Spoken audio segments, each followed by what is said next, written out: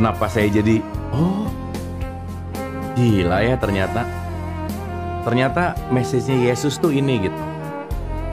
Ternyata message-nya Buddha tuh Gautama tuh ini gitu. Anyway ya, nanti kapan-kapan saya cerita lebih dalam tentang itu gitu. Nah, teman-teman, kita tahu bahwa dalam hukum semesta ini tidak ada yang namanya shortcut, itu nggak ada. Ya, nggak ada yang namanya shortcut. Artinya semua hukumnya tuh bertumbuh gitu, tumbuh terus gitu.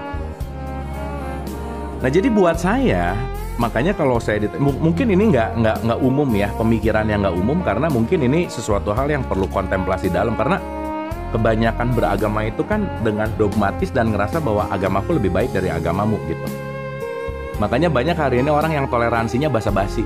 Ya aku toleransi, tapi tetap di dalam hatinya gue lebih baik dari lu. Nah itu toleransi basa-basi gitu.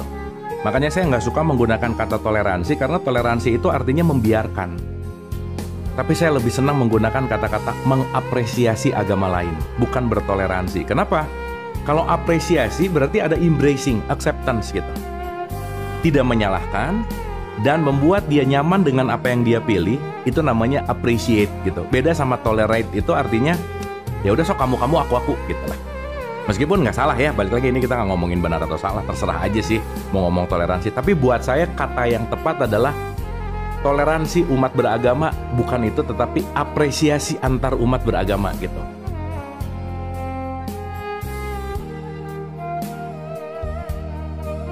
Duh, ini jadi berat nggak ya? Aman lah ya. Sekarang gini teman-teman. Let's say ya, kita kalau sebodoh amat namanya, akunya nggak peduli. Sebodoh amat itu namanya ignore. Ignore itu nggak peduli gitu. Sebodoh amat lo mau gitu ya udah. Tapi kalau apresiasi itu empati gitu. Gitu ya, empat gitu kira-kira. Makanya kan di kita kan dikit-dikit ya nanti di Desember urusan ngucapin Natal ribut gitu.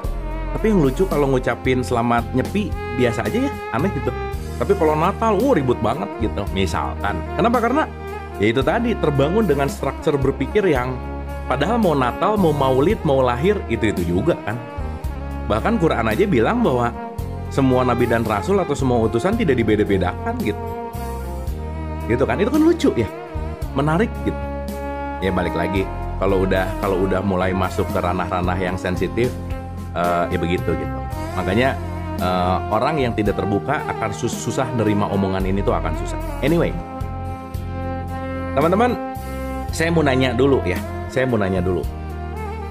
Mungkin nggak buah ada kalau nggak ada akar?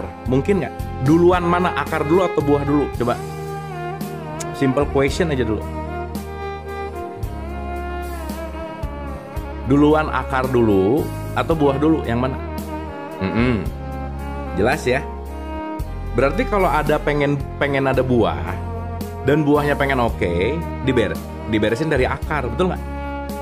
Karena awal pertumbuhan dari akar gitu. Kalau ada yang perspektif buah dulu boleh aja sih. Ini kita kan berargumen ya. Nah cuman kenapa saya membawa ke arah ini? Gini loh. Setiap fase dari mulai akar, makanya teman-teman, pertumbuhan itu pasti penuh dengan, dalam tanda petik, penderitaan. Penuh dengan yang namanya guncangan.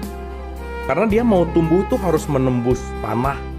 Itu tuh semuanya, kalau dalam bahasa kemarin kita ngobrol sama Pak Wayan, itu hidup itu penuh dengan ledakan-ledakan gitu.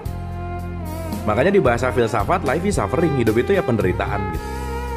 Gitu ya, cuman bukan masalah penderitaan buruk, bukan. Tapi untuk kita bertumbuh, karena gini teman-teman, sorry ya, tidak ada tempat tumbuh yang paling asik, tidak ada tempat yang menumbuhkan kita di tempat yang nyaman tuh nggak ada. Nggak ada aja. Karena kenapa? Once kalau kita bicara pertumbuhan, itu pasti melalui sesuatu yang perbedaan gitu. Makanya kenapa kata kuncinya adalah adaptif, kita misal. Nah, saya mau bicara dalam struktur agama nih. Ya, supaya nanti kita ngerti, oke. Let's say Trinitas tuh masih banyak yang mikirnya gini gitu misalnya. Gini sama gini beda loh ya. Kalau gini tuh terpisah, kalau gini tuh satu kesatuan yang menyatu gitu. Makanya Esa tuh bukan satu, tapi menyatu. Beda loh. Antara satu dan menyatu gitu. Gitu ya, itu dua hal yang berbeda. Jadi bukan masalah satu matematis, bukan. Apalagi nanti kita ngomongin definisi ketuhanan, Tuhan yang satu. Kalau satu bisa dibagi dua dong, jadi ada Tuhan yang 0,5 dong kalau gitu, misalnya. Gitu ya. Oke. Nah, sekarang pertanyaannya adalah, kalau kita bicara dalam konteks pertumbuhan, kan harus ada fase nih.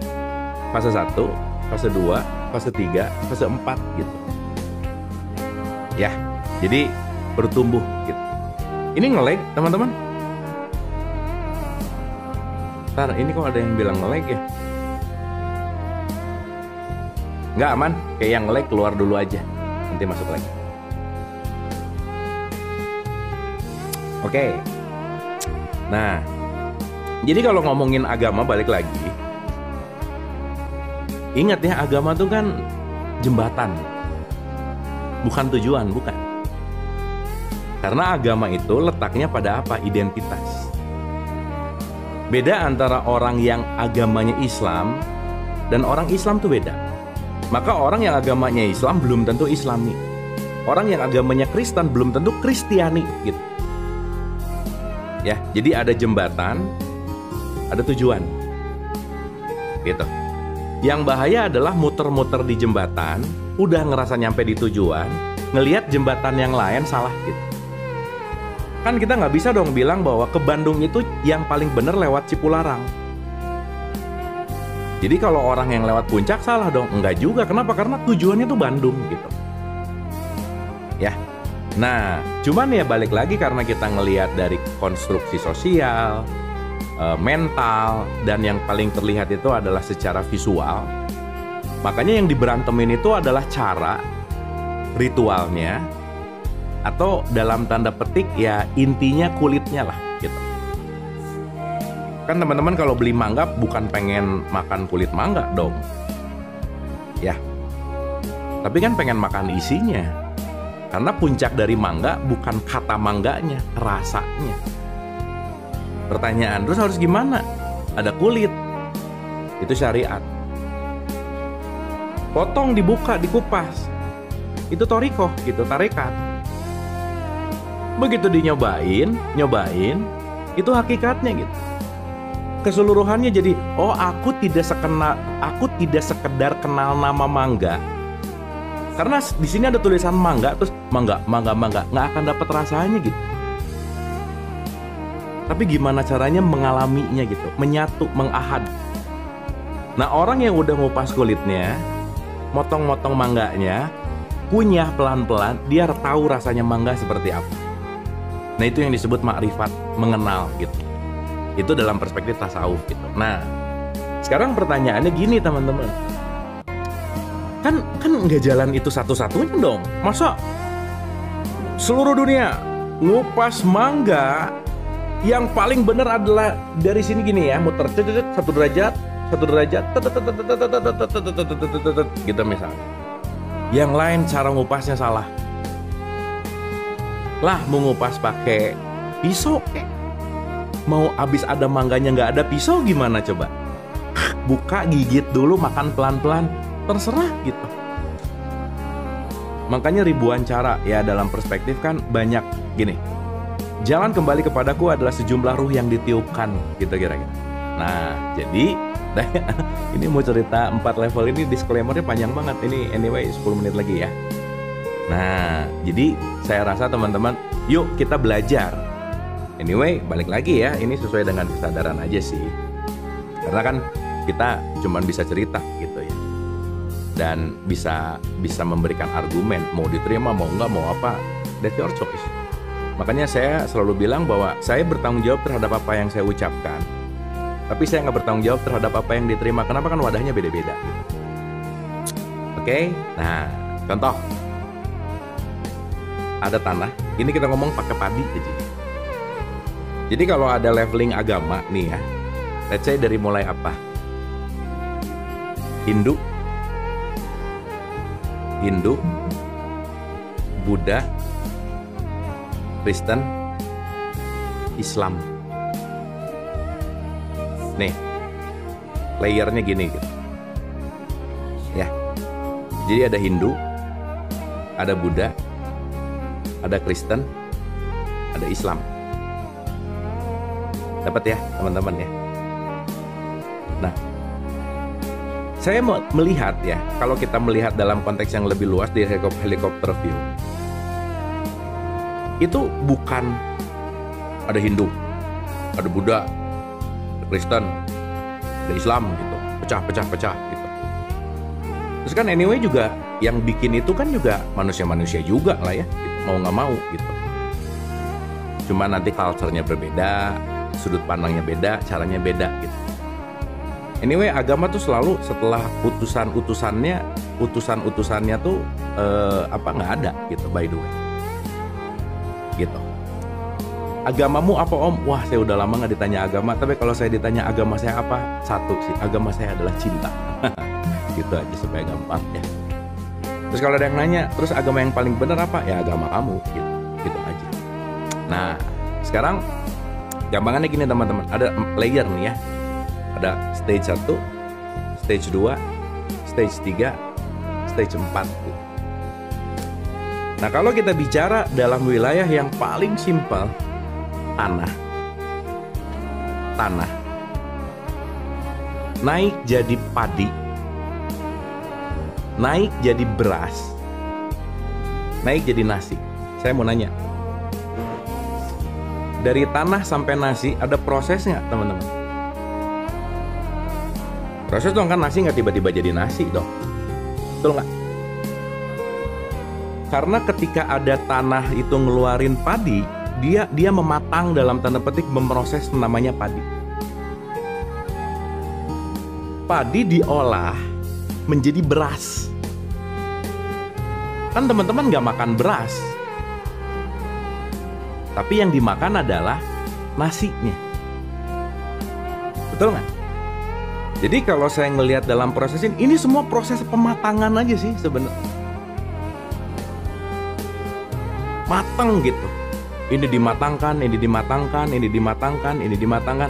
Makanya kalau saya ngelihat bahwa mau itu kita bicara dari mulai perspektif Hindu, Buddha, Christianity, Islam, ini cuma lagi bicara ada fase tanah, mematang menjadi fase padi, diolah menjadi beras, masukin ke magic jar gitu, ke rice cooker, jadi nasi gitu. Sekarang saya tanya, gimana mungkin nasi mengkafirkan padi? Coba, aneh nggak? Kafir kamu padi? Terus si padi nanya, emang beras kamu datang dari mana? Kalau bukan dari aku gitu. Terus kalau nanti kerut ke bawahnya, lah emang kalian semua pada menyesatkan kalau nggak ada gua sebagai tanah, gimana? Coba. Betul nggak? Apalagi nanti nasinya macam-macam. Ada nasi kuning, ada nasi merah, ada nasi ungu. Oh, kalau ungu tuh warna jomblo sih ya. Nasi ungu gitu. Nah terus nasi kuning ngomong, si nasi ini salah. Habis gitu dia ngomong, alah beras kafir gitu misalnya. Gimana? Coba. Karena dia udah ngerasa bahwa aku adalah nasi kuning. Gitu teman-teman. Paham ya? Nah, ketika bicara ini dalam perspektif yang lebih luas, saya tuh jadi ngelihat bahwa semuanya indah gitu. Oh iya ya, dia belajar. Teman-teman kita harus tahu ya, Buddha tuh bukan agama loh, dia tuh awakening gitu. Hindu itu bukan masalah religionnya, tetapi dia adalah place untuk menemukan the land of God gitu. Christianity itu kan kasih, Islam itu kan artinya berserah ya. Berserah gitu, total surrender gitu. Nah sekarang kalau kita ngelihat itu dalam konteks yang lebih luas gitu, ya ngapain saya ngeributin akar gitu? Orang kalau nggak ada akar nggak akan ada buah hasilnya gitu intinya. Dan sekarang ngomong aku nih orang muslim, sih buktinya apa sih gitu? Kalau kamu muslim tuh buktinya apa? Pakai peci, ke masjid gitu. Kan nggak gitu, itu kan identity gitu. Orang kalau kita bicara matahari juga muslim kok. Kenapa? Karena dia tunduk patuh sama hukum semesta kan. Nggak ada pohon semangka yang di tetangganya alpukat ngomong, aduh pengen jadi alpukat, nggak. Bibit semangka akan jadi buah semangka. That's Muslim, gitu. Ya KTP kan identitas, gitu. Gitu teman-teman. Nah jadi balik lagi, semua pasti pada perspektif kesadaran yang beda-beda gitu. Cuman ya kalau tidak dijalani dan tidak dialami emang agak ribet sih. Memang. Dan semua perbedaan itu kan anugerah gitu, by the way. Kalau semua perbedaan adalah anugerah dan kita sadar bahwa kita ini adalah pecahan puzzle dan pecahan kaca yang sama. Ya saya bukan mencari sesuatu yang buruknya, bencinya, tetapi pasti ada satu yang bisa aku ambil pelajaran dari dia gitu. Nah makanya konteksnya namanya Iqra gitu loh teman-teman. Gitu. Oh gitu, mestinya kekencengan. Nah gitu. Tipsnya biar bisa mengalami, ya dialami aja. Mau belajar terus dan mau bertumbuh gitu. Dan yang paling penting sebisa mungkin ya kalau bisa melepaskan dogma doktrin lama gitu.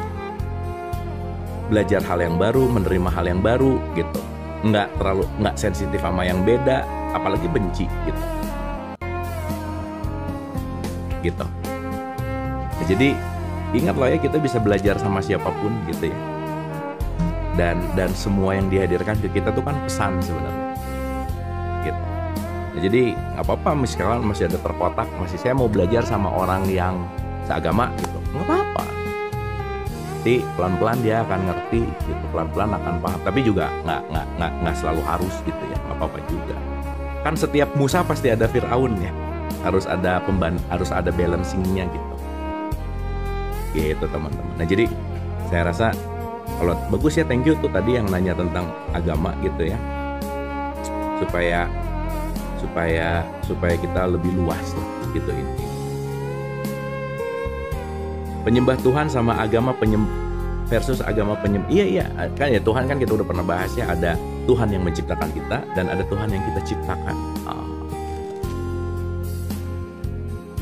Ya, jadi sekali lagi untuk kita konklusikan teman-teman, supaya kita luas nih gitu. Supaya kita bisa ngelihatnya agak lebih worldwide gitu. Karena ya kalau kita tukeran tempat tinggal atau tukeran tempat lahir, yang sekarang kalian Islam belum tentu Islam loh gitu. Dan rata-rata kan Islamnya juga turunan misalnya gitu ya, bukan masalah kesadarannya gitu. Tapi sekarang bangga sama identitas dulu nggak apa-apa juga, karena kan kita ada di mayoritas. Makanya belajar main jauh ke tempat yang minoritas gitu. Dan majority kan jadi sesuatu yang banyak itu akan terlihat benar. Jadi kebohongan yang diulang-ulang itu akan kelihatan benar gitu, kalau yang ngomongnya banyak gitu. Makanya kalau nyari kebanyakan ya nggak nyari kebenaran gitu teman-teman ya. Jadi lebih ke perspektif gitu. Saya ulang bahwa kun fayakun itu bukan terjadi kun fayakun tuh bukan askriting berubah jadi 4 hati gitu. Nah itu namanya abrakadabra, beda ya. Abrakadabra cuma dimiliki pesulap. Tapi kun fayakun itu ongoing proses yang tanpa henti gitu. Yang nggak ada hentinya. Makanya kita balik ke perspektif tumbuh terus gitu ini. Nah jadi kalau kita bicara dalam konteks dari mulai Hindu, Buddhism, ini kita ngomong identitas ya, Hindu, Buddha, Christianity, Islam gitu. Itu kan tumbuh dari mulai tanah, dia masuk ke level yang namanya padi, dia masuk ke level yang namanya beras, akhirnya jadi nasi gitu. Nah sekarang nasi ini lagi diolah jadi banyak hal, mau itu nasi kuning, nasi putih, atau nasi merah gitu. Ustadz baca Al-Quran ayat pendek boleh, Alif Lam Mim. Nah, udah cukup. Nah, itu pendekan. Gitu, teman-teman. Nah, jadi yang paling simpel adalah bagaimana kita melihat dalam konteks yang melihatnya adalah pertumbuhan gitu.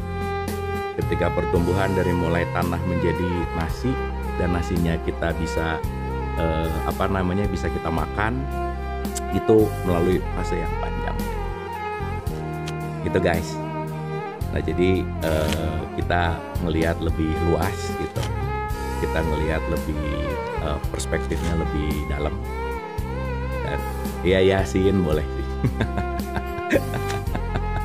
Kenapa coba kalau ada orang meninggal bacanya Yasin? Nah, kalau Al-Baqarah kepanjangan gitu. Atlet binaraga. Gitu teman-teman. Sip ya teman-teman ya. Nanti pertanyaan tentang Robiul Awal tadi ini pas nih ya. Jam 10 ini topik pembahasannya kita mau masuk ke concern tentang Nur Muhammad. Dan di situ karena di kajian ini memang baru di tahapan itu, memang akan banyak diulang-ulang teman-teman. Akan banyak diulang-ulang, tapi mudah-mudahan pengulangan-pengulangan itu kalau pisau tuh menajamkan gitu. Itu karena kan menarik gitu ya ketika kita dalamin. Nah,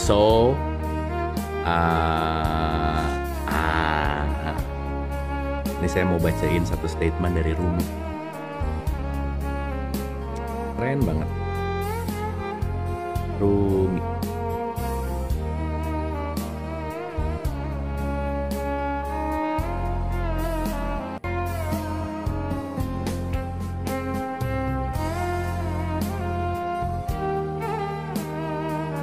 Keren ya statementnya Rumi gini. I belong to no religion. My religion is love. Every heart is my temple. Ya. Saya tidak terikat kepada agama apapun karena agamaku hanyalah cinta. Dan setiap hati adalah tempat suci.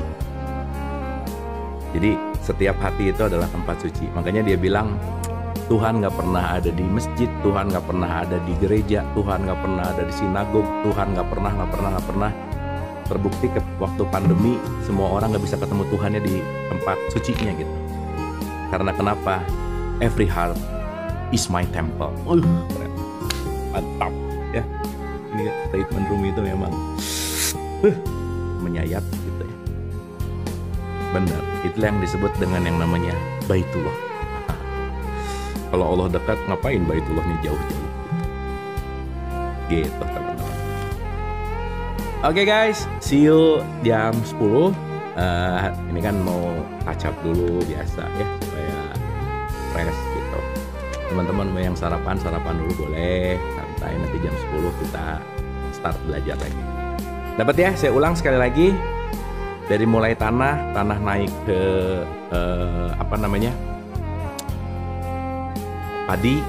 padi naik ke beras naik ke nasi. Bahwa setiap level kenaikan ini menjadi sebuah level yang sangat indah dan dinamis. Jadi kalau ada yang sekarang belajar atau ada di level beras, nggak apa-apa. Karena nggak ada beras, nggak akan ada nasi. Oke guys, dapat sesuatu apa hari ini? 3 minutes. Saya nanya dulu ah. Iya, nasinya lauknya macam-macam bener.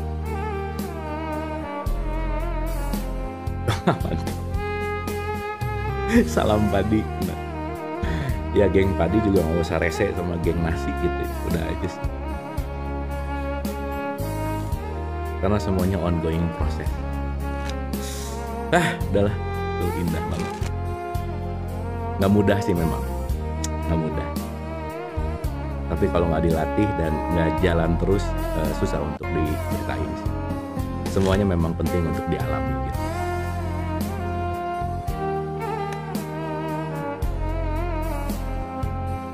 Yes, nice. Dapat ya? Jadi semoga begitu ngelihat, oh iya ini pelengkap gitu. ya nggak usah banyak berantem. Semua juga berantem gara-gara konsep ya sebenarnya. Itulah pokoknya. Oke, ini closing song kita. Ini keren banget nih. Udah keren banget lagu ini.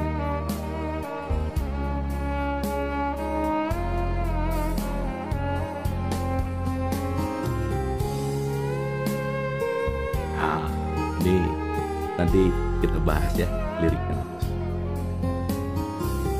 So this is called God by John Lennon.